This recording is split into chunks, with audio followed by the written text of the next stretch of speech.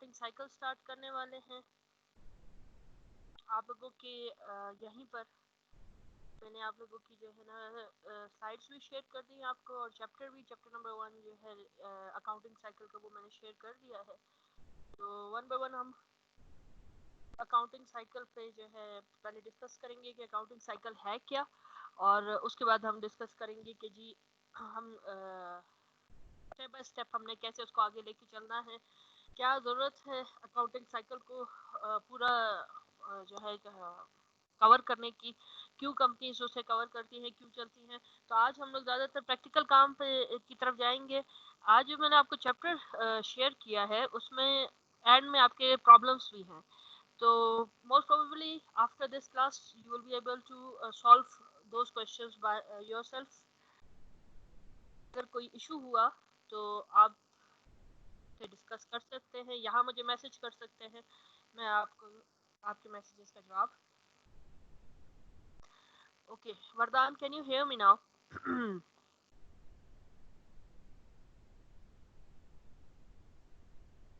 मैं आप लोगों के साथ अपनी स्क्रीन शेयर करने लगी हूँ अभी, और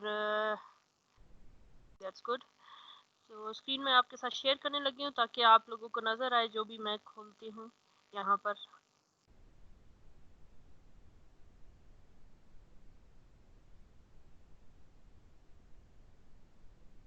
ओके आप सबको मेरी स्क्रीन नज़र आ रही है अब?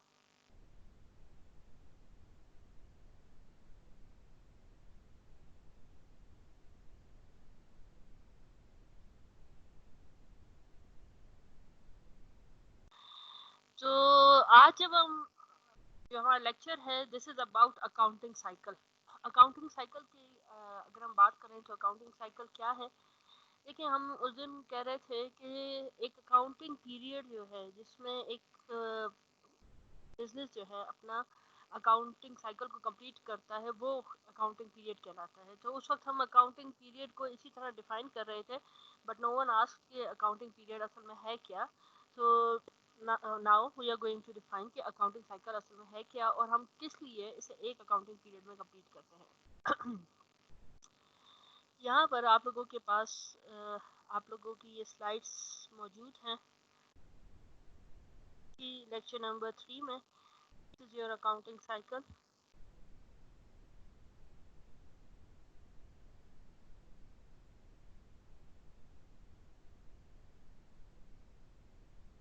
अकाउंटिंग साइकिल एक्चुअली ये सारा प्रोसेस है, और लाइक एनी अदर साइकिल आप लोग पूरे अभी तक का जो आपका स्टडीज है उसमें आप लोगों ने जो भी जितनी भी साइकिल्स पढ़ी होंगी, आप लोगों को पता है कि cycle by cycle we mean के एक प्रोसेस जो कंटिन्यूसली चलता रहता है, बिगनिंग से स्टार्ट होता है, एंड पे खत्म होता है, फिर दोबारा शुरू से स्टार्ट हो जाता है, और वो एक कंटिन्यूस प्रोसेस है जिसमें इन बिटवीन कोई भी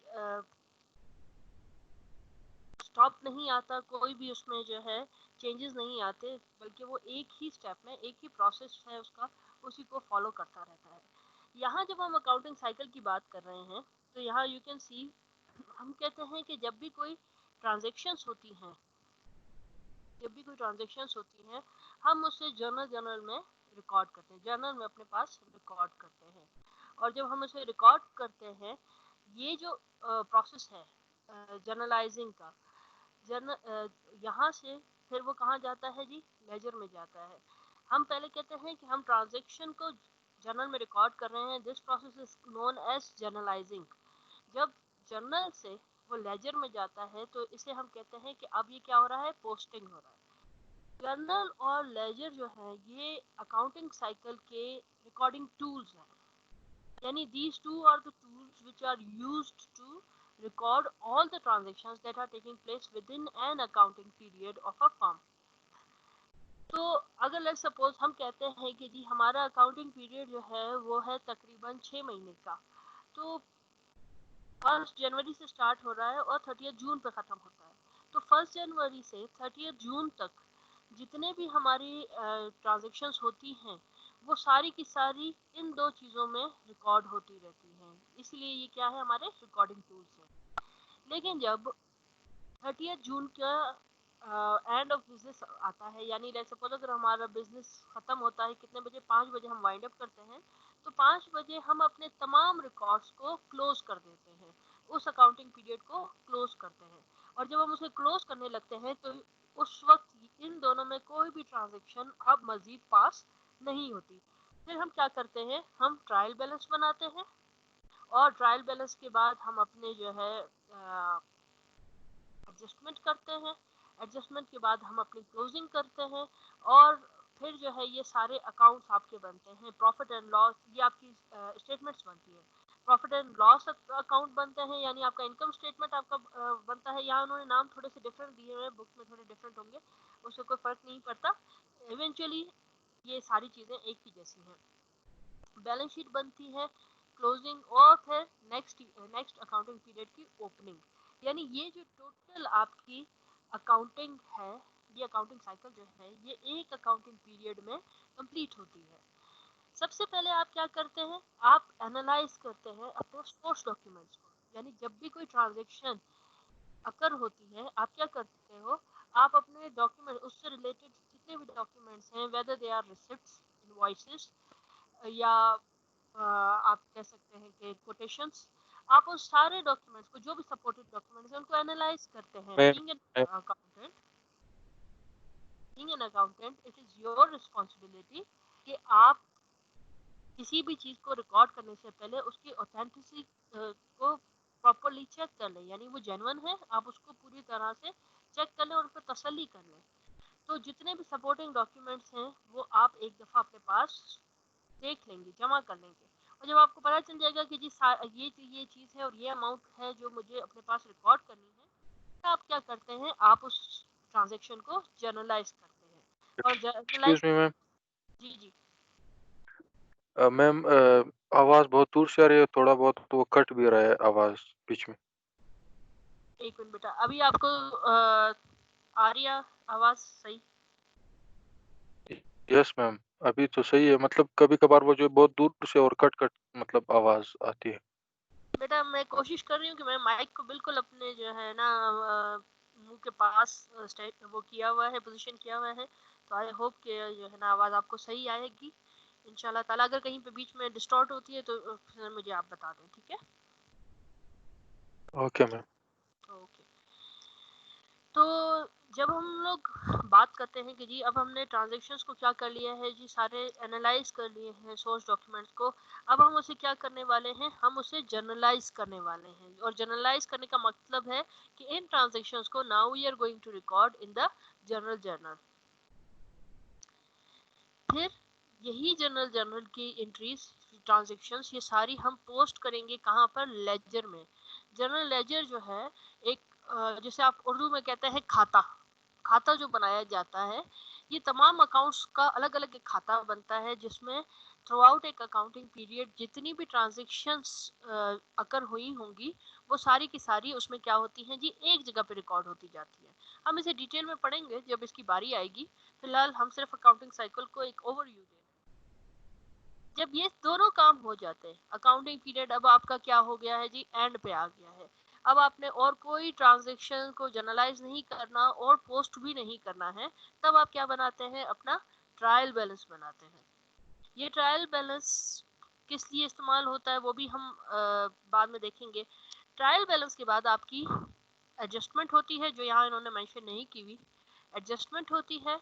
फिर आफ्टर एडजस्टमेंट ट्रायल बैलेंस बनता है, फिर क्लोजिंग होती है, फिर आफ्टर क्लोजिंग ट्रायल बैलेंस बनता है, और उसके बाद आपके ये फाइनेंशियल स्टेटमेंट्स प्रिपेयर होती हैं।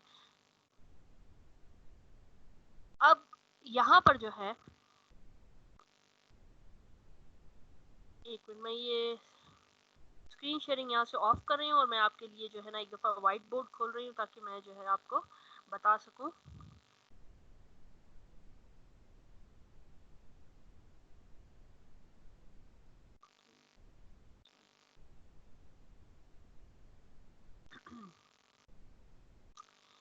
तो सबसे पहली चीज़ जो है,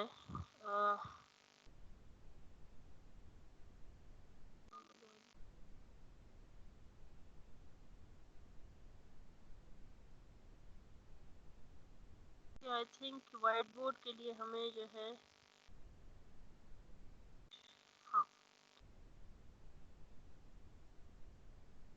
जैसे ही आप लोगों के पास ये नज़र आना शुरू हो जाए, अब आप लोगों को नज़र आ रहा है ये व्हाइट बोर्ड की लकीरें मार के आप मुझे बताने हैं। Thank you. अच्छा, अब देखें करना क्या है। हम सबसे पहले बात करते हैं किसकी, आ, आपके जनरल जनरल की। जनरल जनरल हमने कहा कि वो पहला स्टेप है जिसकी मदद से हम क्या करते हैं, हम अपने किसी भी ट्रांजैक्शन को रिकॉर्ड करते हैं। जो अपना पहला हमारा किसी भी ट्रांजैक्शन को अकाउंटिंग रिकॉर्ड्स में शामिल करने का स्टेप है वो जर्नलाइजिंग है। वो जर्नलाइजिंग के थ्रू ही होता है। तो सबसे पहले उस दिन हम लोग बात कर रहे थे कि जी हमारे पास कितने किस्म के अकाउंट्स हैं। हमारे पास 5 किस्म के अकाउंट्स हैं। अब वो 5 किस्म के अकाउंट्स कौन से हैं? एसेट्स हैं, लायबिलिटीज हैं। अगर आप में से किसी को याद हो, उस दिन हम लोगों ने बताया था कौन सी कितने किस्म के अकाउंट्स हैं।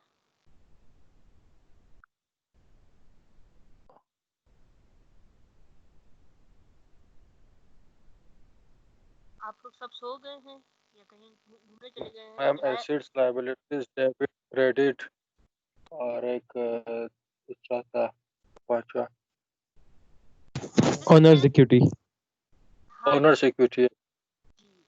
हमने कहा था कि हमारे जो अकाउंटिंग वो है क्या कहते हैं इक्वेशन है, उसमें हमें पता चलता है कि हमारे पास कितने हैं। हमारे पास 3 अकाउंट्स वहाँ पे मौजूद हैं। जो अकाउंटिंग इक्वेशन के 3 अकाउंट्स हैं, they are all our permanent accounts. हमेशा के लिए वो अकाउंट्स ऐसे हैं जो मौजूद रहेंगे और वो हमेशा हमारे पास उसके बैलेंस कैरी फॉरवर्ड होता है नेक्स्ट अकाउंटिंग पीरियड। फिर हमने कहा था कि there are 2 other types of account जो कि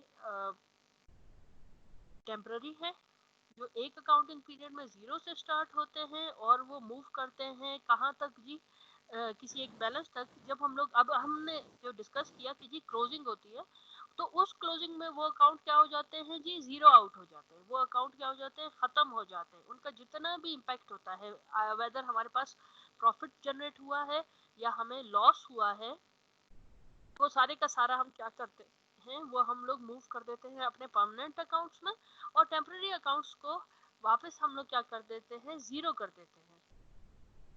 जब हम लोग 0 कर देते हैं तो वो नेक्स्ट अकाउंटिंग पीरियड के लिए दोबारा से जो है तैयार हो जाते हैं और वो क्या करते हैं जी, दोबारा 0 से शुरू करते हैं और दोबारा से है अपना बैलेंस बिल्डअप करते हैं। तो जी हम लोग जनरल जनरल की जब बात कर रहे थे, जनरल जनरल में एक चीज पहले हम देख लेते हैं। जनरल जनरल में हमारे पास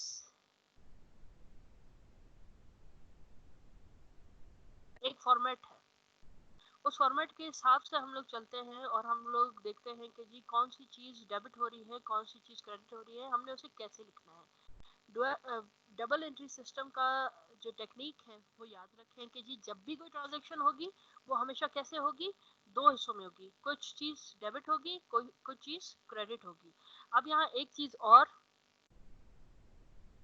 उस दिन कहा कि जी किस्म के अकाउंट्स हैं, 5 किस्म के हैं। ये एक क्विक रिव्यू उसको दे रहे हैं। असल में हम इसे कहते हैं कि ये लेजर अकाउंट्स है। अभी मैं इसको एक क्विक रिव्यू इसलिए दे रही हूँ ताकि हम लोग दोबारा जरा देख लें कि जी जब हम लोग जनरल जनरल में से जनरलाइज करेंगे तो हमें किस तरह से उसे लिखना है।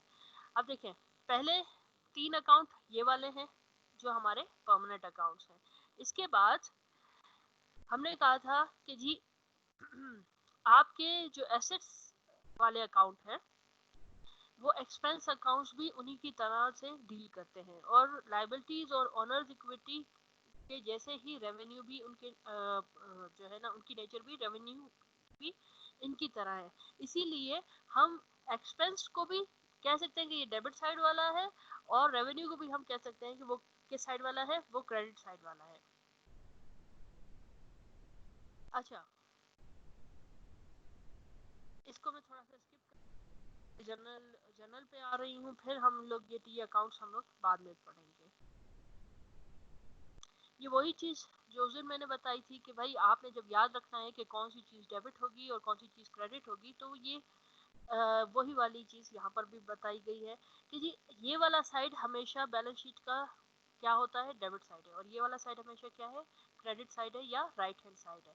तो आप इस चीज़ से याद रख सकते हैं कि इक्वेशन के डेबिट साइड पे, लेफ्ट हैंड साइड पे जो चीज़ है वो हमेशा कहाँ जाएगी जी? जब वो बढ़ेगी तो डेबिट एंट्री पे आएगी, और जब वो घटेगी तो वो किस एंट्री पे आएगी? क्रेडिट एंट्री पे आएगी। इसी तरह ये तरफ जो है, ये जब भी इंक्रीज होगा,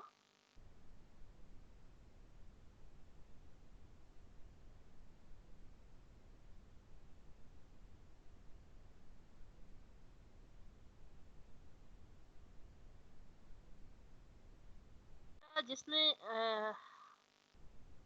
मेहरबानी अपने जो है ना फोन में रखें, और इसके बाद जो है ना ये पावर पॉइंट के साथ कोई मजाक नहीं करें, वरना आपके एक अदद दोस्त पहले यहाँ से किक आउट हो चुके हैं। अगर आप लोगों को उसमें शामिल होना है तो be my guest, I will be very much happy to kick you out of this class. ये जो दो तरफ है, राइट हैंड साइड है, तो यहाँ पर जितनी भी चीजें मौजूद हैं, ये बढ़ते टाइम पे क्या होंगी? क्रेडिट क्रेडिट होंगी, क्योंकि ये अकाउंटिंग इक्वेशन के इस साइड पे मौजूद है। सारी चीजें यहाँ पे लिखी हुई हैं, वही चीजें मैंने आपको बताई वो यहाँ पे लिखी हुई है, आप दोबारा भी इसे देख सकते हैं। सीधा हम मूव करते हैं अपने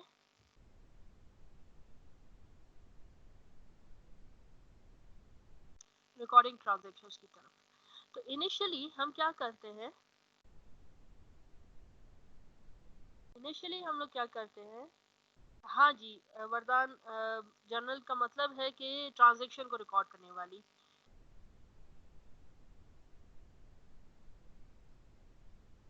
नादिया बेटा, ये टॉपिक मैंने जो है स्टार्ट किया है आपके अकाउंटिंग साइकिल से।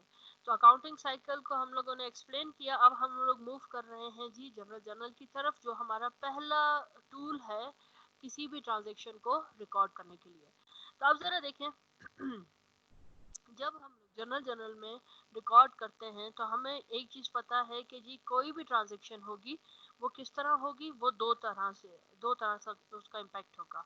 मैग्नीट्यूड सेम रहता है, लेकिन इम्पैक्ट किस तरह से होता है? डबल होता है। एक साइड ऐसी होती है जो डेबिट की तरह इफेक्ट करती है, और दूसरी साइड ऐसी होती है जिस पे क्रेडिट इफेक्ट पड़ता है। अब हम इसे डबल एंट्री मेथड कहते हैं, ये हम लोगों ने उस दिन भी बताया था। This is your journal journal. अब इसके जरा आप फॉर्मेट देख लें। ये फॉर्मेट जब भी आप कोई भी जनरल जर्नल का क्वेश्चन सॉल्व करते हैं, या आगे भी आप कहीं पर जो है ना अगली अकाउंटिंग के कोर्सेज में आप सॉल्व करेंगे, तो this format will remain constant. ये एक यूनिफॉर्म फॉर्मेट है जो जनरल जर्नल के लिए इस्तेमाल किया जाता है। ये पहला जो आपका सेक्शन है, पहला जो आपको कॉलम नजर आ रहा है, this is use for mentioning date. कौन सी तारीख को कौन सी ट्रांजैक्शन ने जो है अकर हुई है, उसे लिखने से पहले आप क्या करते हैं? यहाँ पर उसकी डेट डालते हैं। ये डिस्क्रिप्शन का जो कॉलम है, ये इसलिए हमें दिया गया है कि यहाँ पर हम बताते हैं कि कौन सा वाला अकाउंट जो है वो डेबिट हो रहा है और कौन सा अकाउंट क्रेडिट हो रहा है। हमेशा पहले वो अकाउंट लिखा जाता है जो डेबिट होगा, और क्रेडिट वाला जो अकाउंट है वो उसके या नीचे इस जगह पर दिया जाता है। डेबिट अकाउंट का बैलेंस उसके सामने इस खाने में आता है, और क्रेडिट का बैलेंस उसके सामने इस जगह पर आता है। ये जो पीआर है, ये पेज रेफरेंस के लिए है। जब आप लेजर बनाते हैं तो वहां पर हर लेजर बुक के ऊपर एक पेज नंबर है। लेट्स सपोज के पेज नंबर 1 पे आपने कैश का अकाउंट बनाया है, तो जब भी आप कैश की एंट्री पास करेंगे, आप उसके आगे उसका पेज नंबर लिख लेते हैं, ताकि बाद में जो जब इसे आप पोस्ट कर रहे हो तो ऑटोमेटिकली आप उस ट्रांजेक्शन को देखकर पेज नंबर खोल के वहां पर आप उस एंट्री को अपने पास मेंशन कर सकें। जी नादिया। मैम, डिस्क्रिप्शन में हम उस ट्रांजैक्शन की डिस्क्रिप्शन लिखेंगे या ये लिखेंगे कि उसमें डेबिट या क्रेडिट हुआ? फिर वो डेबिट और क्रेडिट के कॉलम्स में हम लोग लिखेंगे कि कितना डेबिट और क्रेडिट हुआ? हाँ जी बेटा, सिर्फ डेबिट और क्रेडिट वाले अकाउंट का नाम नहीं लिखते हैं, उसके नीचे एक लाइन एक और हम लोग यूज कर सकते हैं। जैसे लेट्स सपोज कि हमने अपने बिजनेस में 10,000 इन्वेस्ट किए, तो हम कहेंगे कैश हमने इन्वेस्ट किया, कैश यहाँ पर आएगा। और है क्या? इन्वेस्टमेंट है, तो ऑनर्स इक्विटी यहाँ आएगी। 10,000 यहाँ आ गया, 10,000 यहाँ आ गया। लेकिन हमें एटलीस्ट कुछ तो पता होना चाहिए कि बाद में हम लेट्स सपोज कि 6 महीने बाद हम ये एंट्रीज देखें तो हमें पता चले कि असल में ये ट्रांजैक्शन किस लिए रिकॉर्ड की गई थी, तो हम एक लाइन नीचे वाली यूज कर सकते हैं उस ट्रांजैक्शन के मुतालिक कोई भी डिस्क्रिप्शन लिखने के लिए। कोई भी ऐसी डिस्क्रिप्शन कि हम उसे बाद में देखें तो हमें याद आ जाए कि जी ये कौन सी वाली ट्रांजैक्शन थी। ठीक है, यस मैम। इन दोनों चीज़ों के जब डेबिट अकाउंट लिखते हैं और क्रेडिट अकाउंट का नाम लिखते हैं, उसका एक प्रॉपर फॉर्मेट है कि debit account should be left indented, कि वो यहाँ पर हो। क्रेडिट अकाउंट थोड़ा सा इस तरफ होता है और उनका बैलेंस डेबिट का इधर और क्रेडिट का इधर होना चाहिए, लेकिन जो उसकी डिस्क्रिप्शन लिखते हैं उसके लिए कोई फॉर्मेट की जरूरत नहीं है। ठीक है, वो आपके ऊपर डिपेंड करता है, जिस चीज़ से आपको आसानी हो आप उसी फॉर्मेट में, उसी अल्फाज में, एक लाइन में लिखना चाहें एक लाइन में लिखें, 10 लाइन में लिखना चाहें 10 लाइन में लिखें। ठीक हो गया?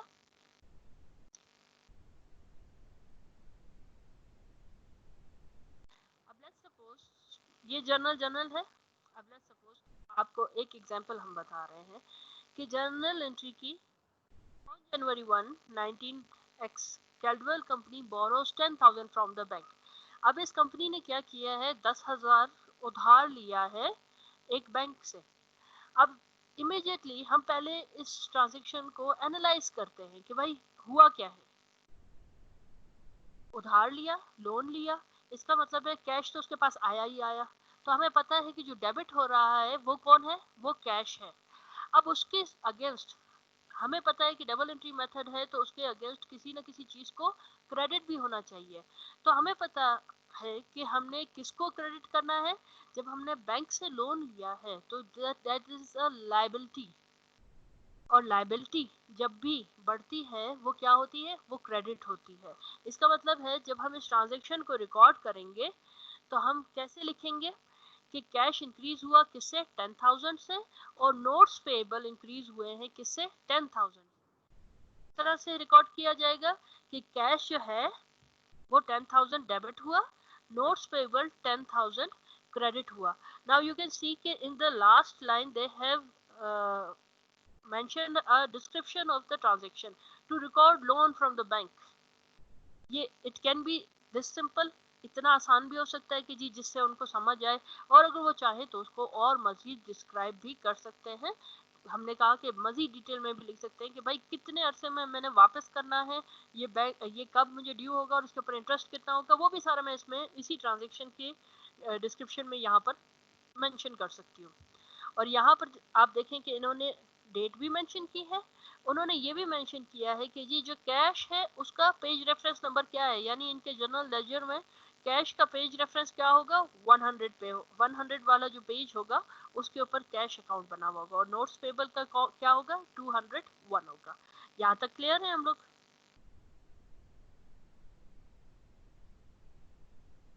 नो मैम, ये मतलब थोड़ा और अगर आप एक्सप्लेन करते।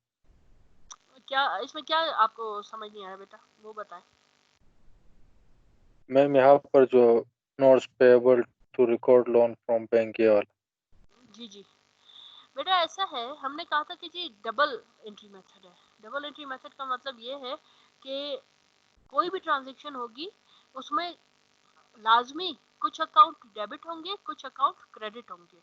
हम ये नहीं कह सकते कि हम सिर्फ जो है ना एक एंट्री रिकॉर्ड करें और मैं यहाँ पे सिर्फ कैश रिकॉर्ड करूँ कि 10,000 मेरे पास आ गया और मैं इसको इधर ही छोड़ दूँ।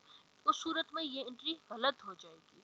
हम क्या करते हैं, हम कहते हैं कि जी एक चीज डेबिट हो रही है 10,000, और उसके अगेंस्ट क्या चीज क्रेडिट हो रही है वो भी हमें लिखनी है। अगर हम ये नहीं करेंगे तो हमारा जो अकाउंटिंग इक्वेशन का बैलेंस है वो आउट हो जाएगा, यानी उसका जो मेन मकसद है इक्वेशन कहलाने का वो खत्म हो जाएगा। इसीलिए हर ट्रांजैक्शन के दो रुख होंगे, एक डेबिट साइड होगी, एक क्रेडिट साइड होगी। अब हमने हर ट्रांजैक्शन को पहले क्या करना है, एनालाइज करना है कि जी कौन सी चीज डेबिट होनी चाहिए और कौन सी चीज क्रेडिट होनी चाहिए। अब हमें यहाँ पे पता है कि जी हम लोगों ने बैंक से लोन लिया है, और बैंक से जब लोन लिया है, कितना लिया है, 10,000 लिया है। तो लोन लिया है तो ऑटोमेटिकली हमें पता है कि हमारे पास क्या चीज बढ़ी, कैश बढ़ा। और कैश क्या है, एसेट है। तो जब कैश एसेट है, करंट एसेट है, तो कैश जब बढ़ेगा डेबिट साइड पे होता है तो इसका मतलब है कि वो हमेशा बढ़ने की सूरत में डेबिट होगा। इसीलिए हमने उसे क्या किया, यहाँ पर डेबिट साइड पे डाल दिया। और हमें पता है कि जी अगर डबल एंट्री मेथड है तो हमें इसके अगेंस्ट किसी चीज को क्रेडिट भी करना है, तभी हमारा इक्वेशन का बैलेंस मैम बराबर रहेगा। जी जी जी बेटा बोलो, मैम इसमें आवाज कट गई आपकी।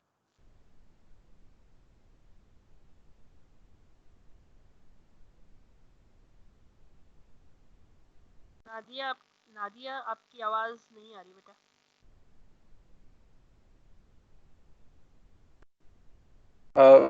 मैम जो है यहाँ पर जो बैंक क्रेडिट कर रहा है, मतलब अभी तक उसे तो 10,000 रुपये मिले ही नहीं है, तो वो हाँ क्रेडिट किस बेस पे कर रहा है? क्या वो जो लोन लिया है किसी ने, वो उसे कोई चीज गिरवी के तौर पर दे रहा है, इस वजह से वो क्रेडिट लिख रहा है, या किन बुनियादों पे वो हम क्रेडिट? बेटा यूज हाँ जी जी जी नादिया करेंगे, आप मतलब अभी तक हमने लोन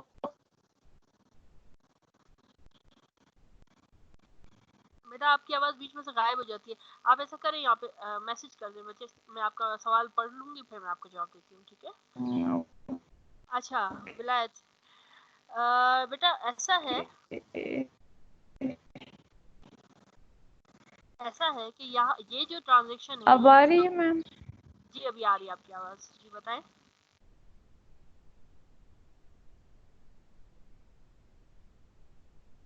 गायब हो गई।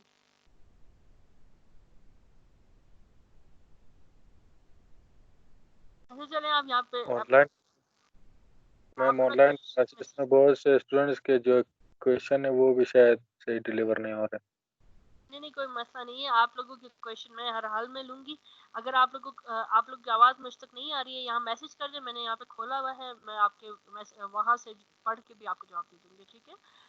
अच्छा एक चीज याद रखिए मुझे, यहाँ पर जब ये रिकॉर्ड कर रहे हैं ना, ये बैंक रिकॉर्ड नहीं कर रहा, ये हमारे अपना जो है ना रिकॉर्ड है।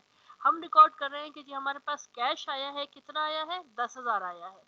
तो हमें ये भी देखना है कि अकाउंटिंग इक्वेशन के एक तरफ अब 10,000 आ गया, अगर दूसरी तरफ जीरो है तो वो इक्वेशन तो नहीं है, वो तो बैलेंस नहीं है। तो दूसरी तरफ क्या चीज है जो उसी 10,000 से बढ़े, ताकि ये इक्वेशन ये एक दूसरे के बराबर रहे।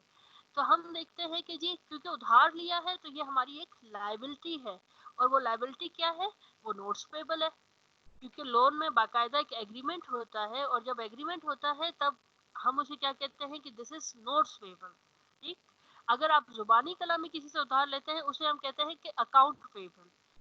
अब नोट्स पेबल क्योंकि एक लायबिलिटी है, और लायबिलिटी जब बढ़ती है तो वो क्या होगी, क्रेडिट होगी। इसीलिए यहाँ पर हमने लायबिलिटी को अपने क्या कर दिया है जी, 10,000 से शो कर दिया है। अब ये हमारे पास रिकॉर्ड हो गया कि जी ये 10,000 जो हम लोग इस्तेमाल करेंगे जिस चीज के लिए भी, लेकिन ये 10,000 हम लोगों के ऊपर लायबिलिटी भी है जिसे हमने बाद में जाकर वापस करना है। ठीक हो गया जी। सना सवाल आपका है। मैम ये जब कैश हमारे बैंक हमारे पास आया तो वो हमारे असिस्ट में जमा होगा ना, हाँ तो वो जी, जब कोई चीज़ असिस्ट में जमा वो हमेशा डेबिट होगा, मतलब कि सिर्फ ये कैश की बात नहीं, जो भी हमारे असिस्ट में जमा वो हमेशा डेबिट होगा। वो हमेशा डेबिट होगा, अच्छा। ठीक है। और जो भी हमारी लायबिलिटीज वगैरह वो बढ़ेंगी या ओनर्स इक्विटी बढ़ेगी तो वो हमेशा क्रेडिट होंगे, ठीक है।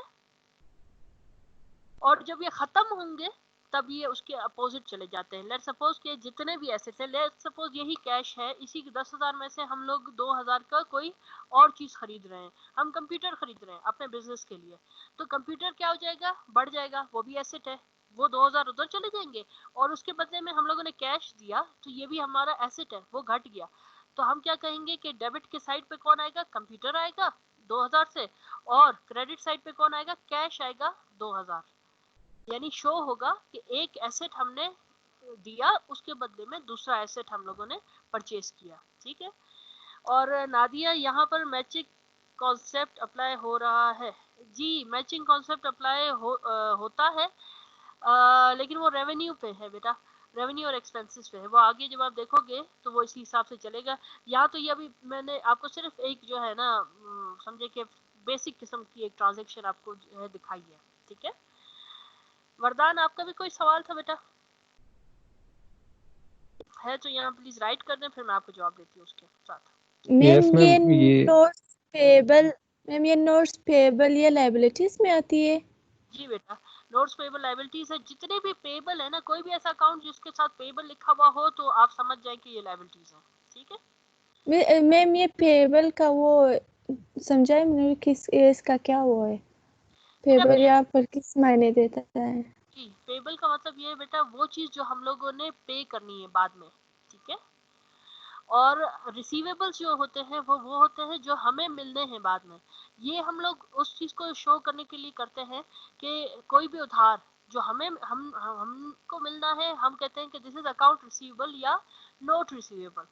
और कोई भी उधार जो हम लोगों ने वापस करना है, अब जैसे कि इसने ये बैंक से लोन लिया, अब ये लोन इसने वापस भी तो करना है ना, इसीलिए ये उसे क्या करेगा, एज ए नोट पेबल लिखेगा। तो इससे हमेशा याद रहेगा कि जी ये वो उधार है, जो ये वो पैसे हैं जो मैंने वापस करना है। ठीक, तो जितने भी अकाउंट आपको नजर आए आगे किसी भी क्वेश्चन में जिसके साथ पेबल लिखा हुआ, इसका मतलब है कि वो हम पर लायबिलिटी है। और जो रिसीवेबल्स लिखे हुए हो, इसका मतलब है वो हमारे एसेट हैं कि वो हमें फ्यूचर में मिलने वाले हैं। जी वरदान, आपका सवाल। मैम जो हमने कैश एंट्री की $10,000 की, इसको हम फर्दर एलोबरेट कर सकते हैं, cash received from bank as an loan. हाँ बिल्कुल बिल्कुल, मैंने मैं कहा ऐसा कि जी जी ऐसा लाजमी तो नहीं सिर्फ इसको, मतलब जो एलोबरेट करना है वो कैश, ये जो आपने सिर्फ कैश लिखा है इतने तक ही उसको एलोबरेट करना है? बेटा, यहाँ पे ये जो ऊपर वाले दो पोर्शन है ना, ये इनको आप चेंज नहीं कर सकते। आप अपनी मर्जी से जो लिखना चाहते हैं ना, वो आप इस लाइन में लिखते हैं, क्योंकि ये तो कैश अकाउंट है। ठीक है, और ये अकाउंट्स के जो नाम है ये यूनिवर्सल है, यानी ये फिक्स है। हम इसे अपनी मर्जी से आगे पीछे नहीं कर सकते। ठीक है, नहीं, ये जो डिस्क्रिप्शन दे रहे हैं इसकी बात कर रहा था मैं। हाँ हाँ, डिस्क्रिप्शन आप कुछ भी लिख सकते हैं। डिस्क्रिप्शन आप ओके जितना मैम। ज्यादा डिस्क्राइब करना चाहें, अपने लिए डिटेल वाइज लिखना चाहें, वो आपकी मर्जी, आप लिख सकते हो। ठीक हो गया? Okay ma'am. ओके, चले अब आगे चलते हैं। मैम, जी जी मैम ये जो हमें रिसीवेबल अमाउंट्स होगा तो वो डेबिट हम कहेंगे?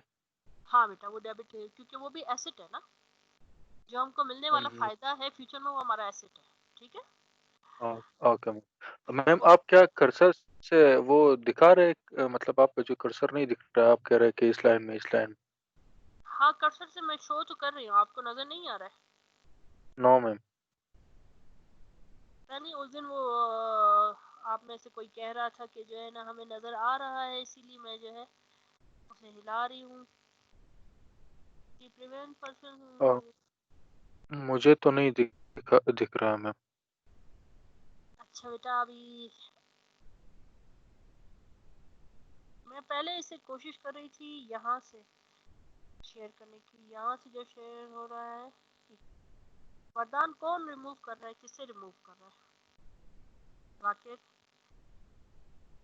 ओके, यहाँ पर देखें, आपको नजर आ रहा है, कर्सर मूव करता हुआ नजर आ रहा है? नो मैम, कर्सर नहीं मूव कर रहा है, सिर्फ स्लाइड्स मूव कर रहे हैं। हाँ चले, फिलहाल हम लोग इसी की सारा करते हैं, फिर देखते हैं कि जो है ना आगे हम लोग ओके मैम। तो चेंज कर लेंगे। ठीक है, ओके। ओके। तो हम बात कर रहे थे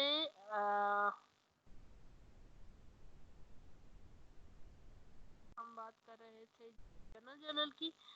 और जनरल हमारा पता नहीं किधर से चला गया, जहाँ तक हम लोग पढ़ रहे थे वो चीज गायब हो गई है।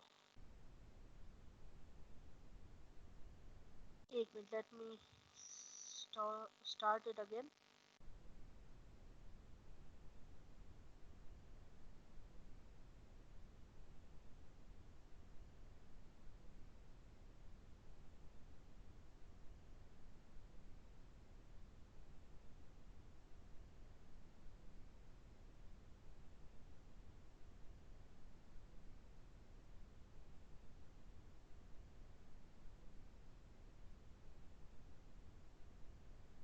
ओके तो हम तकरीबन मेरे ख्याल से बहुत आगे चले गए थे, 30th साइड पे थे।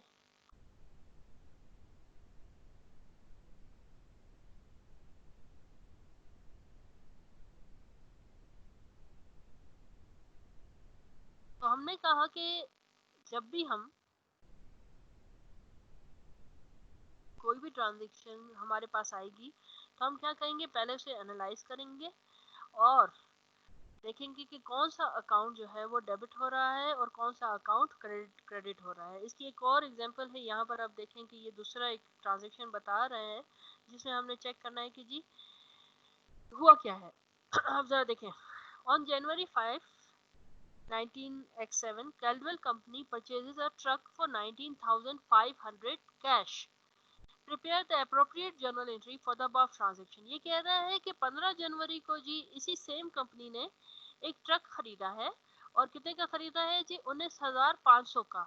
उसके बदले में उसने क्या किया है, कैश पेमेंट की है। अब ट्रक, आप में से कोई बता सकता है ट्रक क्या है? हमारा एसेट है या लायबिलिटी? एसेट है, एसेट एसेट होगा मैम। जी, ट्रक हमारा क्या है, एसेट है। क्यों? क्योंकि ये भी वो चीज है जिससे हम लोगों को फ्यूचर में फायदा मिलने वाला है।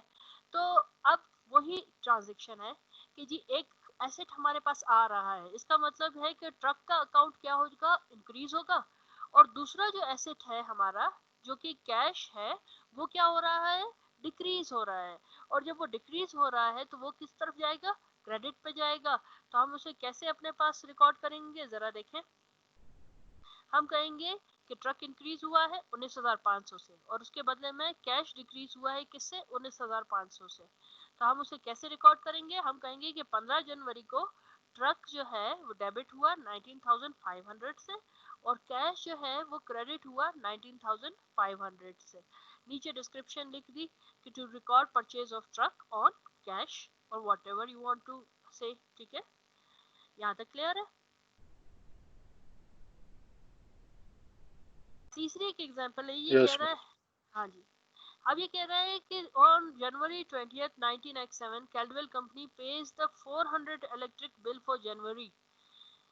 क्या कह रहा है कि जी हमारा जो ये कंपनी थी 20 जनवरी को इसने क्या किया है, अपना इलेक्ट्रिसिटी का बिल पे किया है और वो कितना था, $400 था। अब इलेक्ट्रिसिटी बिल जो है वो क्या है, आपको 5 अकाउंट पता है, liabilities. अकाउंट्स पेएबल, कोई और? ये liability नहीं, एसेट है, क्या क्या कह रहे हैं? मैम लाइबिलिटी है। लायबिलिटी नहीं है, कुछ और है, बताएं कोई और। Accounts payable, account payable ma'am equity होगा, हम्म? ऑनर्स इक्विटी होगा। नहीं, मैम एक्सपेंसेस। एक्सपेंसेस हैं जी सज्जाद, सही बोल रहे हैं आप, एक्सपेंसेस हैं। हमने कहा था कि सिर्फ ये 3 अकाउंट नहीं है, हमारे पास 2 और अकाउंट भी तो है ना, रेवेन्यू भी है और एक्सपेंस भी है। जाकिर ये जो भी है मैं इसे चेक करती हूँ बेटा, जरा हमारा लेक्चर पूरा हो जाए फिर हम देखते हैं कि ये कौन है जो ये सब कुछ कर रहा है जी। तो इलेक्ट्रिसिटी बिल हमारे क्या है, हमारे एक्सपेंसेस हैं। अब इसने क्या किया है, ये कह रहा है कि जी हमने एक्सपेंस पे किया है और पे किस में किया है, कैश में किया है। ये यहाँ पर ये नहीं कह रहा कि हम लोगों को बिल रिसीव हुआ है और हम उसको बाद में पेमेंट करेंगे, हम उसको इसने उसी वक्त पेमेंट कर दी है। तो इसका मतलब है कि इलेक्ट्रिसिटी बिल जो है एक्सपेंस है, एक्सपेंस बढ़ा तो क्या हुआ, डेबिट हुआ। डेबिट हुआ। और हाँ, और उसके साथ क्रेडिट किसको होना चाहिए, अभी उसने पेमेंट की है,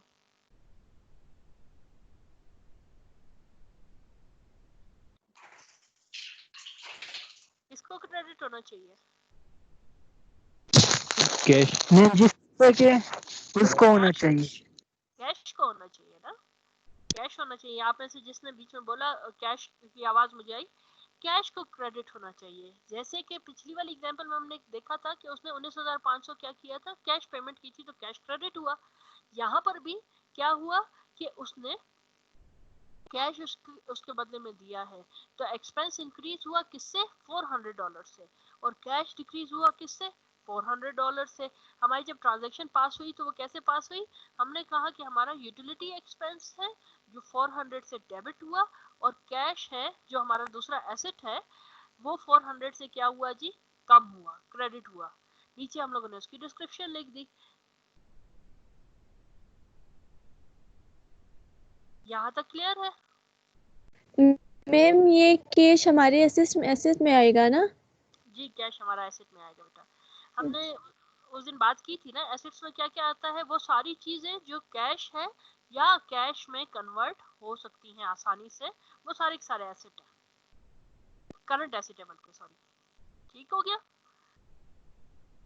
यहाँ तक हमारा जनरल पूरा हुआ। हम जरा आप लोगों को उसके फॉर्मेट में कोई इश्यू तो नहीं है?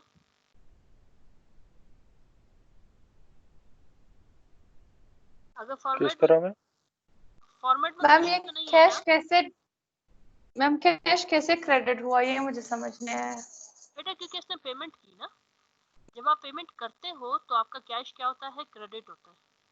जब आपने पेमेंट बाद में करनी है तो फिर वो आपकी लायबिलिटी बन जाता है, आप उसे अकाउंट पेबल को क्रेडिट करते हो। अब एक यस एग्जांपल करते हैं। आपके इस वाले लेक्चर में एक हम लोगों ने दी हुई है आपके पास,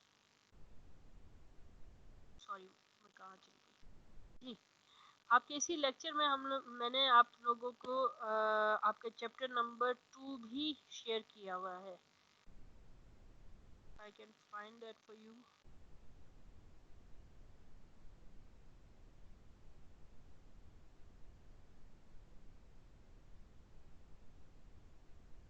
ma'am can I ask a question? Yes बेटा बिल्कुल। मैम ये जो मतलब कैश हम क्रेडिट लिखते हैं, ये सिर्फ हिसाब किताब में हम क्रेडिट लिखते हैं, दरअसल तो वो डिक्रीज हो रहा है ना? हाँ, हमने तो उस दिन भी कहा था ना कि जब डिक्रीज हो रहा है तब कोई भी एसेट है डिक्रीज हो रहा है तो हम उसे क्रेडिट लिखेंगे, और अगर वो इंक्रीज हो रहा है तो हम उसे क्या लिखेंगे, डेबिट लिखेंगे। देखिए इसके एक चीज है कि जी डेबिट या क्रेडिट दोनों का हम लोग ये एक मकसद कोई नहीं बता सकते। मैं ये नहीं कह सकती कि डेबिट सिर्फ बढ़ने को कहते हैं और क्रेडिट सिर्फ घटने को कहते हैं। डिपेंड करता है कि कौन से अकाउंट की बात कर रहे हैं। अगर वो लेफ्ट हैंड साइड वाले अकाउंट है तो उस वक्त डेबिट बढ़ना है और क्रेडिट घटना है। अगर वो राइट हैंड वाले अकाउंट है तो उस वक्त क्रेडिट बढ़ना है और डेबिट घटना है। ओके? मैम सिर्फ एसेट ही जो है लेफ्ट हैंड साइड पे आता है, या कोई एसेट और भी ऐसे कौन से हैं जो लेफ्ट हैंड साइड पे आ सकते? बेटा एसेट आता है, और इसके साथ मैंने आपको कहा था कि एक्सपेंस का जो नेचर है वो एसेट की तरह है। ठीक है? तो आपका एक्सपेंस ओके। जो है वो भी आपका डेबिट साइड पे आता है, बाकी सारे के सारे क्रेडिट साइड वाले। तो जब आप अपने ट्रांजैक्शंस रिकॉर्ड करेंगे तो वहां पर आपने इन्हें इसी हिसाब से देखना है। अब आप लोगों को मेरी स्क्रीन पे बुक नजर आ रही है आप लोगों की? Yes ma'am. जी। अब हम लोग एक क्वेश्चन खोलते हैं, कोई भी एक क्वेश्चन, फिर हम उसे सॉल्व करते हैं ताकि आप लोगों को थोड़ा सा आइडिया हो जाए कि जी कौन सी चीज डेबिट हो रही है, कौन सी क्रेडिट हो रही है। Since I don't have access to white board right now, तो मैं सिर्फ ट्रांजैक्शंस को क्या करूंगी, आप लोगों के साथ डिस्कस करूंगी। आप लोगों ने खुद अपने पास लिखना है। आप लोगों के पास आई थिंक के पेन और कॉपीज वगैरह मौजूद होंगे जिससे आप लोग जो है ना लिख सके अपने पास। तो देखें, इस वक्त आपके पास जो नजर आ रही है प्रॉब्लम सेट ए है। हम हमेशा अपने बुक से हम प्रॉब्लम सॉल्व करेंगे। एक्सरसाइज जो है वो आपकी अंडरस्टैंडिंग के लिए है। If you want to solve them go ahead, I have no issue. लेकिन हम जो है वो क्या करते हैं, हम सिर्फ और सिर्फ अपने जो है प्रॉब्लम्स को सॉल्व करेंगे। यहाँ पर प्रॉब्लम सेट ए भी है, सेट बी भी है। तो सेट ए वाला मैं सॉल्व करूंगी, सेट बी वाले आप खुद सॉल्व कीजिएगा। और जितनी प्रैक्टिस करेंगे उतना आप लोगों के लिए आसान हो जाएगा कि आप उसे आसानी से समझ भी आ जाएगा, और जो है ना आपकी स्पीड भी थोड़ा सा इंक्रीज हो जाएगी उसमें। अब जरा देखें कि इस प्रॉब्लम 3.1 ए में ये क्या कह रहा है। ये कह रहा है कि ग्लेन ग्रिम्स इज द इस वक्त आप लोगों की चैट मुझे नजर नहीं आ रही, तो अगर किसी का कोई क्वेश्चन हो तो काइंडली सिर्फ अपना माइक ऑन करके सवाल पूछ लीजिएगा, ठीक है? Glenn Grimes is the founder and president of Heartland Construction, a real estate development venture. The business transaction during February while the company was being organized are listed below. अब इसने क्या किया है जी, एक हार्टलैंड कंस्ट्रक्शन के नाम से एक रियल स्टेट डेवलपमेंट कंपनी इसने बनाई है। और जब इसने ये बिजनेस स्टार्ट किया था तो ये फरवरी के दौरान इसने ये तमाम नीचे जो ट्रांजेक्शन लिखी हुई हैं ये इसने जो है ना की है। अब हम लोगों ने क्या करना है, हम लोगों ने इन ट्रांजेक्शंस को अपने पास जर्नल में रिकॉर्ड करना है। अब जरा देखते जाएं कि हो क्या रहा है। ये कह रहा है कि फरवरी 1 पे Grimes and several others invested $5 lakh cash in the business in exchange for 25,000 shares of capital stock। क्या किया है इन्होंने कि 1 फरवरी को इनमें से ग्रिम ने और बहुत सारे और लोगों ने 5 लाख कैश जो है ना बिजनेस में इन्वेस्ट किया है। कैसे इन्वेस्ट किया है जी? 25,000 शेयर्स खरीदे हैं। ये क्वेश्चन थोड़ा सा, इस क्वेश्चन को फिलहाल रहने दें, मैं थोड़ा आसान वाला क्वेश्चन आप लोगों को करवाती हूँ ताकि जी ये वाला करते हैं वो, क्योंकि कंपनी के बारे में है। पहले हम लोग किसी आम बिजनेस के बारे में करना है तब इजीली हम लोग जो है ना कंपनी की तरफ भी मूव कर सकते हैं। तो फिलहाल सिर्फ स्टिक टू दिस 3.2a करते हैं। ये कह रहा है environmental services and corporation performs various tests on wells and septic systems. A few of the company's business transactions occurring during August are described below. On August 1, the company billed customer 2,500 on account for services rendered. Customers are required to make full payment within 30 days. अब जरा देखें कि इस transaction में हुआ क्या। ये कह रहा है कि 1 अगस्त को कंपनी ने अपने जितने भी कस्टमर्स थे उन्हें बिल भेजे हैं। कितने का बिल भेजा है? $2500 का बिल भेजा है। किस पे? अकाउंट्स पे, क्योंकि वो सारी के सारे सर्विसेज इसने उन्हें पहले दे दी है। अब कस्टमर्स के लिए पॉलिसी क्या है कि जी जब उनको बिल भेज दिया जाता है तो वो 30 दिन के अंदर अंदर उसकी पेमेंट कर देते हैं। अब जब हम इसे रिकॉर्ड करने लगेंगे तो हम इसे कैसे अपने पास रिकॉर्ड करेंगे? देखिए, हम इसे रिकॉर्ड कर रहे हैं एज ए सर्विसेज जो हमने दे दी है। इसका मतलब है कि ऑन अगस्त 1 हम इस कंडीशन में हैं कि हम इसे क्या करें। एक चीज तो हमें पता है कि जी हम लोगों को पैसे मिलने वाले हैं, दैट इज अकाउंट रिसीवेबल। तो यहाँ अकाउंट्स रिसीवेबल। हाँ, एक चीज है अकाउंट रिसीवेबल, तो वो हम कहेंगे कि जी डेबिट कौन हो रहा है? अकाउंट रिसीवेबल हो रहा है, क्योंकि ये पैसे हमें 30 दिन के अंदर मिलेंगे। अब इसकी जगह मैं क्रेडिट किसको करूं? आप में से कोई बता सकता है?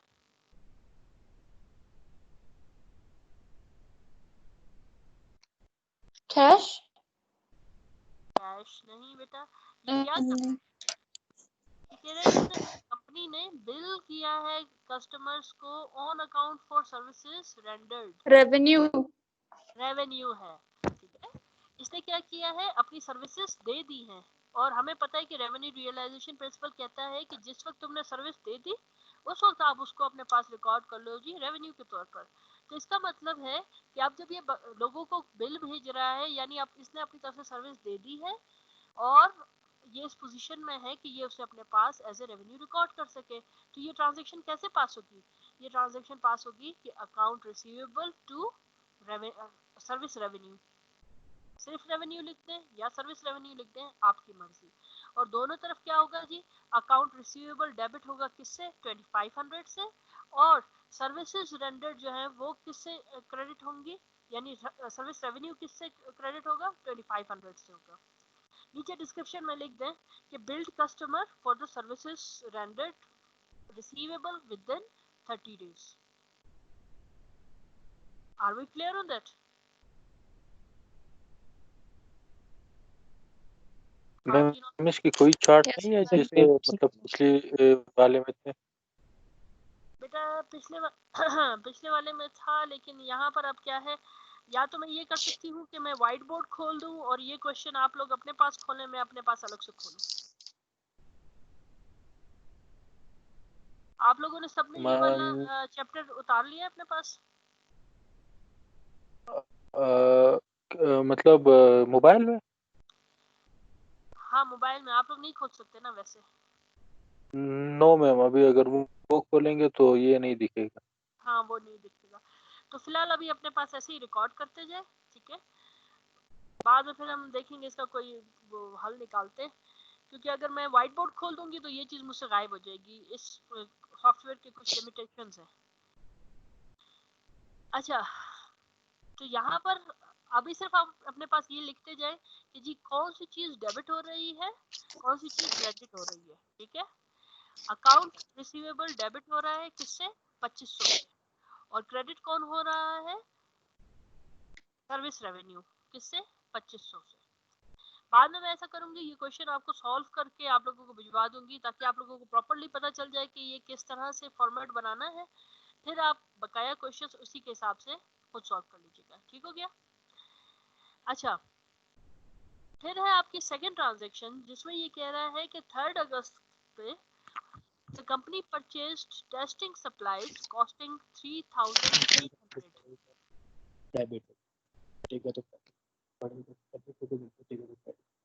on August 3। ये आप में से किसका माइक खुला हुआ है? और एसेट्स में लायबिलिटी और ओनर इक्विटी में राइट हैंड साइड और रेवेन्यू जब जना बढ़ेगा तो क्रेडिट होगा और जब घटेगा तो डेबिट होगा।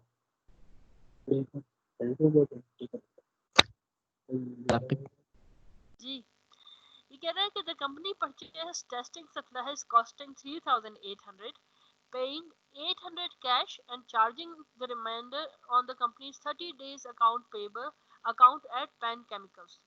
The testing supplies are expected to last several months. ये जो आखिरी वाला जुमला है ये हमारे किसी काम का नहीं है, ये इन्होंने हमें सिर्फ कंफ्यूज करने के लिए डाला हुआ है। कहना क्या है कि भाई 3 अगस्त को कंपनी ने क्या किया है, टेस्टिंग सप्लाईज परचेज किए हैं, और कहाँ कितने के परचेज किए हैं, 3,800 के। उसके बदले में 800 उसने कैश दे दिया है और बकाया 3,000 उसने अपने अकाउंट पे डलवा दिया है जो वो पेन केमिकल्स के साथ मेंटेन करता है। अब देखें, जो सप्लाईज हैं वो भी हमारे क्या है, एसेट है। तो एसेट जब बढ़ेगा तो सप्लाईज क्या हो जाएंगे, 3,800 डेबिट हो जाएंगे। अब इसके बदले में वो कह रहा है कि उसने 800 कैश भी दिया है, कैश एसेट है, कम हो गया 800 से, तो कम हुआ तो उसे क्या होना चाहिए, क्रेडिट होना चाहिए। अब बकाया 3,000 हमारी अब लायबिलिटी है, बकाया 3,000 भी हम लोगों ने क्या करने हैं, पे करने हैं। लेकिन ये जो 3,000 है, देखिए ये 30 दिन के अंदर पे करने हैं, तो ये इनफॉर्मल है, ये वो वाला लोन वाला सिस्टम नहीं है कि हम इसे कहें कि नोट पेबल है। ये हमारे क्या है, ये हमारे अकाउंट पेबल है। तो ये जो ट्रांजैक्शन बनेगी हम इसमें कैसे लिखेंगे कि टेस्टिंग सप्लाईज डेबिटेड बाय 3,800 और इसके अगेंस्ट क्रेडिट क्या हो रहा है, कैश 800 और अकाउंट पेबल 3,000। अब देखें कि क्या हुआ, एक अकाउंट डेबिट हुआ लेकिन उसके बदले में यहाँ पर 2 अकाउंट क्रेडिट हो रहे हैं। उससे फर्क नहीं पड़ता कि कोई ट्रांजैक्शन लाजमी नहीं है कि वो एक ही अकाउंट को डेबिट करे और एक ही अकाउंट को क्रेडिट करे।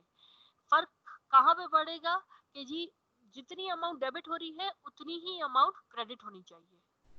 अब उसके बदले में एक अकाउंट डेबिट हो रहा है, एक क्रेडिट हो रहा है, 2 डेबिट हो रहे हैं, दो क्रेडिट हो रहे हैं, उससे फर्क नहीं पड़ता। अब यहाँ पर ma'am can you please repeat, ma'am यही पूरा दोबारा से रिपीट करें। कैश इसमें क्रेडिट होगा जी, और अकाउंट पेबल डेबिट होगा, और क्या क्रेडिट होगा? नहीं, अकाउंट पेबल क्रेडिट होगा बेटा। अच्छा, क्योंकि हम लोगों ने 3,000 क्या है आगे बाद में पेमेंट करनी है, तो ये हमारा लायबिलिटी है। कितने अकाउंट क्रेडिट हो रहे हैं यहाँ पे, 2 अकाउंट, एक कैश है जो 800 से क्रेडिट हो रहा है, दूसरा अकाउंट पेबल है जो 3,000 से क्रेडिट हो रहा है, और इसके बदले में सिर्फ एक अकाउंट डेबिट हो रहा है जो कि हमारा टेस्टिंग सप्लाईज है, वो 3,800 का हो रहा है। तो कितने अकाउंट इन्वॉल्व हो गए, 3 अकाउंट इन्वॉल्व हो गए। उससे हमें फर्क नहीं पड़ता कि कितने डेबिट हो रहे हैं कितने क्रेडिट हो रहे हैं, हमें फर्क किससे पड़ रहा है कि जितना डेबिट हो रहा है उतना क्रेडिट होना चाहिए। हो गया। अच्छा, फिर है ये बिल्कुल सर के ऊपर से गुजर रहा है, मतलब ऐसे समझ ही नहीं आ रहा है मैम इसमें। बेटा थोड़ा सा गुजारा करना पड़ेगा। मैंने चले मैं काम करती हूँ, मैं व्हाइट बोर्ड खोलती हूँ, ये क्वेश्चन मैं आप अपने पास से वहां से मैं जो है ना करवाती हूँ। आप व्हाइट बोर्ड से अपने पास रिकॉर्ड करते जाएं, बाद में यू कैन मैच इट। आप सिर्फ फिलहाल के लिए आप सिर्फ व्हाइट बोर्ड देखें, फिर जब आप इसे अपने पास खोल लेंगे क्वेश्चंस को दोबारा, तो वहां पर आप इसे जो है ना चेक कर लीजिएगा। ठीक हो गया? मैं यहाँ व्हाइट बोर्ड खोल रही हूँ। मैम अगर आप मतलब ये थोड़ा सा वो किसी पेपर पे या किसी जगह पर मतलब आप वो थोड़ा वीडियो करके उसको सॉल्व करके अगर हमें समझाए। जी मैं यही कर रही हूँ बेटा। मैं अभी आपके लिए जो है यहाँ पर मैंने व्हाइट बोर्ड खोल दिया है। आप लोगों को नजर आ रहा है व्हाइट बोर्ड? यस मैम, अभी खुल रहा है वो। हाँ, अब ये व्हाइट बोर्ड खुल रहा है। मैं वहां से क्वेश्चन पढ़ती जाती हूँ और मैं आप लोगों को जो है क्वेश्चन यहाँ पे सॉल्व करवा रही हूँ। ठीक हो गया? ओके। जब तक वो आप लोगों के पास खुलता है, मैं यहाँ पर आपका जरा क्वेश्चन खोल लूँ अपने पास।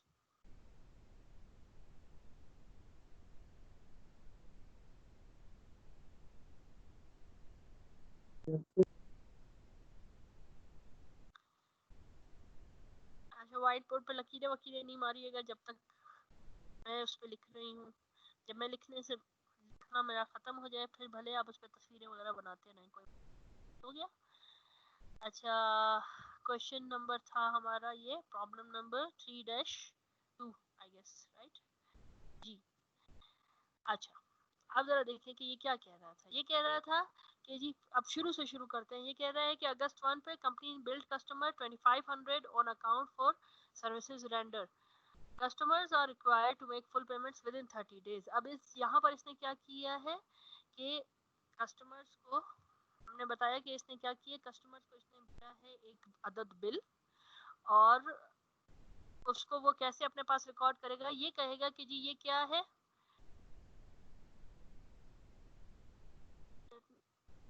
कुछ ढूंढने दें ताकि मैं इजीली इसके ऊपर लिख सकूं।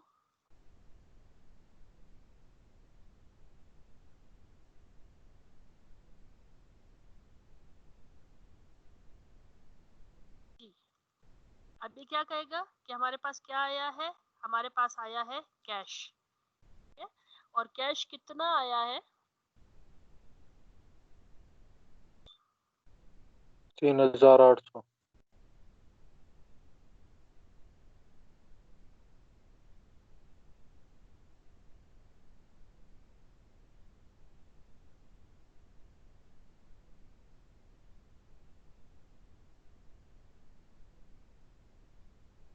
कैश आया है 3000। नहीं, कैश आया है, क्या था ट्रांजैक्शन, क्या थी? 2500 का हम लोगों ने बिल भेजा है उसको। तो हमारे पास ट्रांजैक्शन क्या है कि अकाउंट रिसीवेबल है। अपनी तस्वीरें मत बनाएं प्लीज जी। अकाउंट रिसीवेबल है, कैसे है जी? 2800, ठीक है? और 2800 के बदले में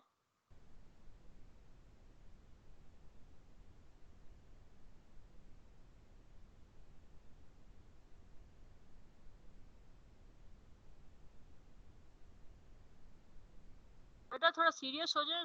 अगर आप लोगों ने सीखना है, नहीं सीखना है तो आसान आसान हल है आपके पास। अपना कंप्यूटर बंद करें, लैपटॉप ऑफ करें और चले जाएं यहाँ से। पढ़ने के लिए बैठे हैं, उन्हें तंग मत करें जी। 2500 का इसने बिल दिया है और 2500 जो है इनके पास अब क्या होना चाहिए? रिसीव उसमें आना चाहिए। अकाउंट रिसीवेबल है 2500 का, और किस चीज के ऊपर वो अपने पास लिखेगा? रेवेन्यू का। रेवेन्यू उसके पास क्या है? 2500। ये पहली ट्रांजैक्शन है। अकाउंट रिसीवेबल डेबिट हो रहा है 2500 से, और रेवेन्यू क्रेडिट हो रहा है 2500 से। दूसरी जो ट्रांजैक्शन थी वो थी कि 3 अगस्त को company purchase testing supplies costing 3800, paying 800 cash and charging the remainder on the company's 30-day account at Penn Chemicals। तो ये जो दूसरी ट्रांजैक्शन है, ये से अपने पास कैसे रिकॉर्ड करेगा? ये कहेगा कि जी मेरे पास क्या आए हैं? टेस्टिंग इक्विपमेंट्स आए हैं, टेस्टिंग सप्लाईज आए हैं। तो ये कहेगा कि जी टेस्टिंग सप्लाईज है, बिकॉज सप्लाईज जो है वो क्या है? सप्लाईज हमारे एसेट है। तो ये जब बढ़ेंगे तो ये क्या हो जाएंगे जी? ये डेबिट हो जाएंगे कितने से, 3800 से। और इसके बदले में क्रेडिट कौन होगा, कैश इससे 800 जो इसने पेमेंट कर दी। और इसके बदले में और क्या हुआ है जी, इसने अकाउंट पेबल पे, अब ये पी है, इट मींस कि ये हमारा क्या है, लायबिलिटी है। अकाउंट पेबल है जो इसने अपने पास वहां पर रिकॉर्ड करवा लिए हैं कि जी ये मैं क्या करूंगा, मैं 30 दिन के अंदर अंदर आपको पेमेंट कर दूंगा। ये हमारी दूसरी ट्रांजैक्शन है। अब आप लोगों को क्लियर है, टेस्टिंग सप्लाईज क्या हुए, डेबिट हुए 3800 से, कैश क्या हुआ जी, क्रेडिट हुआ 800 से क्योंकि वो हम लोगों ने पे आउट कर दिया है। और अकाउंट पेबल हमारे वो कितने से बढ़ गए, 30,000 से बढ़ गए। क्योंकि ये 3800 और ये आपस में मिलके 3800 ही है, इसका मतलब है जो मैग्नीट्यूड है हमारी ट्रांजैक्शन का वो सिमिलर है। और यही चीज हम लोगों ने बराबर रखनी है कि जितना डेबिट हो उतना क्रेडिट हो, ना ज्यादा अगर ज्यादा डेबिट कर दिया कोई चीज, डेबिट कर दी ज्यादा और क्रेडिट कम की तो हमारे अकाउंट डिसबैलेंस हो जाते हैं। अब जरा देखें जी तीसरी ट्रांजैक्शन, चेक करते हैं कि तीसरी ट्रांजैक्शन क्या कर रही है। तीसरी ट्रांजैक्शन में ये कह रहे हैं कि on August 5 the company returned to Penn Chemicals 100 of testing supplies that were not needed. The return of these supplies reduced by 100 the amount owed to Penn Chemicals. हुआ क्या कि 5 अगस्त को कंपनी ने रियलाइज किया कि जितने टेस्टिंग सप्लाईज मैंने खरीदे हैं वो मेरी जरूरत से बहुत ज्यादा है। तो उसने क्या किया कि उसमें से 100 की वर्थ के $100 की वर्थ के टेस्टिंग सप्लाईज उसने वापस कर दिए।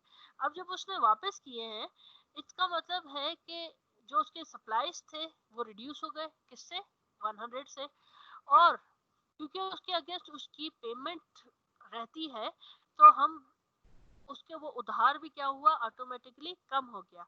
तो इसका क्या होगा, हम कहेंगे कि जी जो अकाउंट पेबल है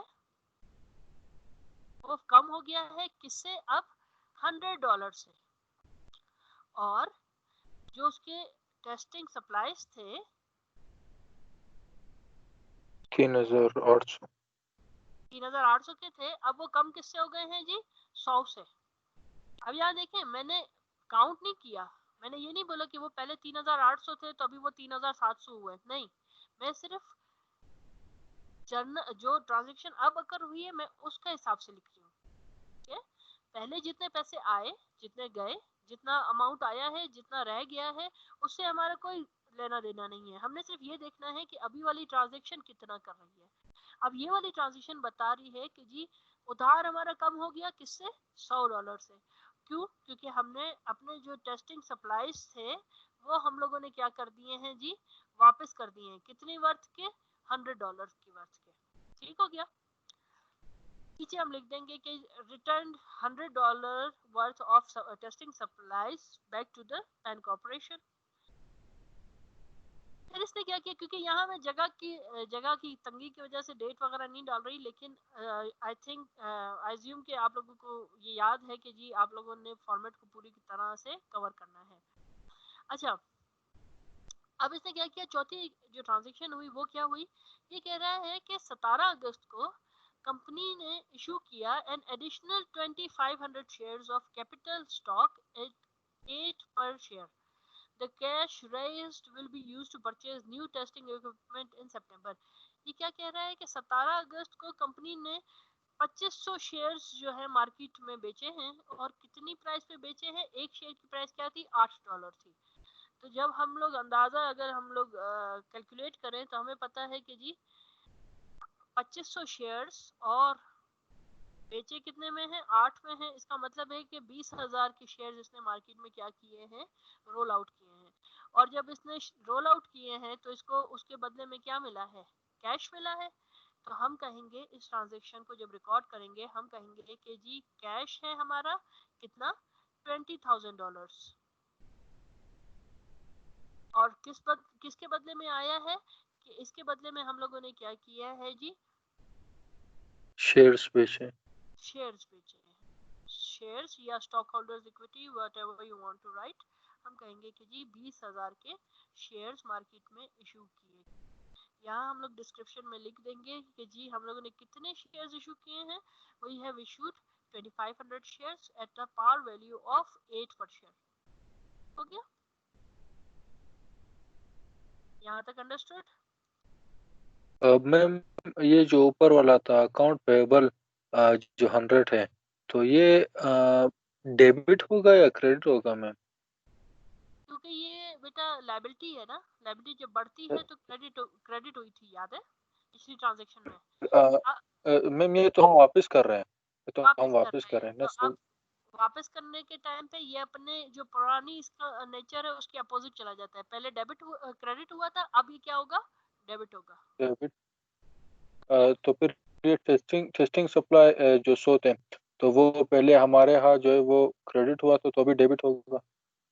नहीं, वो पहले डेबिट हुआ था, अभी क्रेडिट हो रहा है यहाँ पे। ओके, ये कम हो रहे हैं अब, ठीक है। जब भी कोई चीज कम होती है वो उसके अपनी ओरिजिनल नेचर के अगेंस्ट चली जाती है। अच्छा, फिर है इसने 22 अगस्त पर the company received 600 cash from customers it has billed on August 1। ये कह रहा है कि 22 अगस्त को इसने 1 अगस्त पे जिनको बिल भेजा था उनमें से जो इसने बिल भेजा था 2500 का, उसमें से इसको $600 रिसीव हुए हैं। इसका मतलब है कि अब क्या हुआ कि उस वक्त इसने जब लिखा था पहली ट्रांजैक्शन में इसने लिखा था कि मेरा अकाउंट रिसीवेबल है कितना 2500, और उस किसके बदले में है, वो कैश के वो रेवेन्यू के बदले में। अब उस रेवेन्यू की बात तो खत्म हो गई, वो अकाउंट रिसीवेबल की बात रह गई कि वो 2500 मुझे मिलने वाले थे। अब वो 2500 मुझे नहीं मिले, उसके बदले में मुझे कितना मिला है, उसके बदले में मुझे मिला है सिर्फ और सिर्फ कितने, 600। तो मैं कहूंगी कि कैश मेरे पास आया है कितना, 600, और किसके बदले में आया है, एक और एसेट के बदले में जो था अकाउंट रिसीवेबल। वो पहले डेबिट हुआ था 600 से, अब उसकी जगह क्रेडिट हो रहा है क्योंकि वो कम हो रहा है, तो वो क्या होगा, डेबिट के बजाय अब क्रेडिट होगा। और किससे कम होगा, 600 से। इसके नीचे हम लिखेंगे कि received 600 of cash, 600 of account receivables build on August 1। हो गया। फिर है जो छठी ट्रांजैक्शन है उसमें ये कह रहा है कि 29 अगस्त को the company paid its outstanding account payable to Penn chemicals. ये कह रहा है कि 29 अगस्त को जितने भी इसके आउटस्टैंडिंग अकाउंट पेबल थे वो पेन केमिकल्स वाले, वो इसने सारे के सारे पेमेंट कर दी। अब हमें याद है कि जी जब इसने खरीदी थी तो 3800 की सप्लाईज खरीदे थे, जिसमें से इसने 800 जो है कैश पेमेंट कर दी थी, यानी पीछे क्या बचा था, 3000 बचे थे। फिर हमें याद है कि जी इसने उसमें से $100 के सप्लाईज वापस कर दिए थे, तो कितने सप्लाईज रह गए, 2900 के सप्लाईज रह गए। अब ये 2900 इसने अब जाके 29 अगस्त पे ये 2900 इसने अपन पेन केमिकल्स को वापस कर दिए हैं। तो ये इसे अपने पास कैसे लिखेगा, जरा देखें। ये लिखेगा जी कि मैंने अब क्या किया, अकाउंट पेबल लायबिलिटी है, जब बढ़ा था तो क्या हुआ था, क्रेडिट हुआ था। अब वो क्योंकि घट रहा है तो क्या होगा, डेबिट होगा। ये कहेगा कि जी अकाउंट पेबल है मेरा, वो किधर से कहाँ पहुंच गया है जी, 2900 पे। मैंने 2900 पे खत्म हो गया, और कैसे खत्म हुआ, क्योंकि उसके बदले में मैंने कैश पेमेंट की है कितने की, 2900 की। नीचे डिस्क्रिप्शन में ये लिखेगा कि जी cash pay to settle account payable to Penn chemicals. ठीक हो गया। अब यहाँ तो मैंने जुबानी कलामी किया कि भाई 3800 का खरीदा था, 800 कैश दिया था, फिर 100 का वापस कर दिया था, तो 2900 रह गया। लेकिन जब रियल लाइफ सिचुएशन होती है वहां पर हो सकता है बहुत सारी ट्रांजैक्शंस हो और आप इतने जुबानी कलामी जो है हिसाब किताब ना रख सके, तो वहां पर ये जो बैलेंस है आपका, ये बैलेंस आपको आपके लेजर से मिलता है। वहां से आपको पता चलता है कि जी कितनी पेमेंट आपकी रहती है और कितने जो है आपने पे करने हैं। क्योंकि रियल लाइफ सिचुएशन मैम में जी जी बेटा। मैम अकाउंट पेबल 2900 हुए या 3700? 3700 नहीं है बेटा, 800 तो उसने कैश दिया था। Yes ma'am. हाँ, वो 800 कैश दिया था, वो तो हम लोग काउंट ही नहीं कर रहे। हम काउंट क्या कर रहे हैं, हाँ, जो 3000 में से फिर उसने 100 वापस कर दिया। ठीक हो गया? यस मैम ठीक। मैम ये तो लास्ट में जो है वो जो 600 है वो क्या इसमें ऐड नहीं करेंगे हम? कौन सी 600? पिछला वाला जो अभी आपने कहा मैम कि 29 तारीख को 600 उन्होंने मतलब कैश दिया हुआ था। वो बेटा वो जो है ना ये बता रहा है कि जी जो पहली तारीख को हम लोगों ने जिसको अपने बिल्स भेजे थे अपने कस्टमर्स को, उसमें से 600 हमें मिले। अच्छा तो वो एक ओके। अलग हिसाब किताब है, ये अलग है। सही है।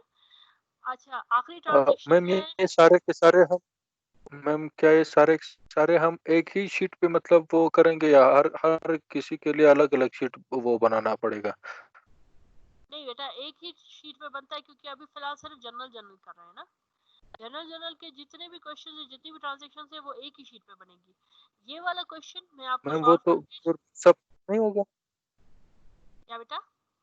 मिक्सअप नहीं होगा मैम? मिसाल के तौर पर अभी जो हमने कस्टमर को जो है 2500 का वो भेजा था कि वो वापस कर दे, अभी जो 3800 का वो है पेन कैंपस वगैरह ने जो लिया हुआ है, तो भी वो सारे अगर हम लिखेंगे तो वो थोड़ा मिक्सअप नहीं होएगा? बच्चे ऐसा होता है ना कि ये चीज जो है, आप जैसे जैसे जनरलाइज करते जाते हैं वैसे ऑटोमेटिकली आप उसको पोस्ट भी करते जाते हैं।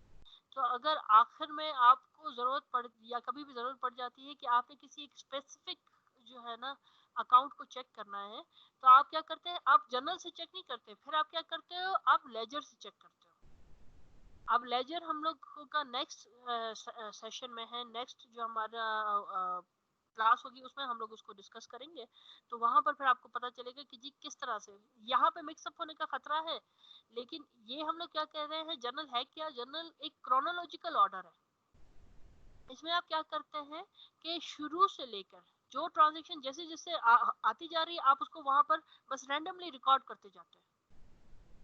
एक बिजनेस है, उसमें सुबह को जो है ना एक कस्टमर से 10,000 रिसीव हुए, फिर 10-15 मिनट बाद एक दूसरे कस्टमर को उसने जो है ना 5,000 रिसीव हुआ, फिर एक और चीज बेची जी 6,000 रुपए, फिर एक और चीज बेची 5,000 रुपए, फिर एक कस्टमर आया उसने कोई चीज वापस की, उसको उसने जो है ना 4,000 रुपए दिए। वो क्या करता है, क्योंकि उसके पास डेली ऑपरेशंस में इतना टाइम नहीं है कि वो उसको जो है ना अलग अलग उनका खाता निकाल के लिख सके, क्या करता है, सिर्फ उसको जनरलाइज करता जाता है। बाद में जब ये ट्रांजैक्शंस रिकॉर्ड होती हैं जी, जाती हैं, पोस्ट होती हैं लेजर में, तो वहां पर ये एक समरी बन जाती है हर अकाउंट की अलग अलग, और हर अकाउंट का पता चलता है कि उसका बैलेंस कितना है, कितना डेबिट है, कितना क्रेडिट है। तो हमें जब क्विक रेफरेंस की जरूरत होती है, फिर हम लोग लेजर को देखते हैं, फिर हम लोग जर्नल को नहीं देखते। ये जर्नल सिर्फ इसलिए लिखा जा रहा है कि जी एक रिकॉर्ड आपके पास बनता जाए कि कितने पैसे आ रहे हैं, कितने पैसे जा रहे हैं, क्या चीज हो रही है, बिजनेस कौन सा ट्रांजैक्शन जो है ना एक दिन में कितनी ट्रांजैक्शंस जो है वो रिकॉर्ड हो रही है। ठीक हो गया? मैम ये जर्नल जर्नल में जो है ये इसमें भी मतलब वो डिस्क्रिप्शन जरूरी होगा मतलब लिखना?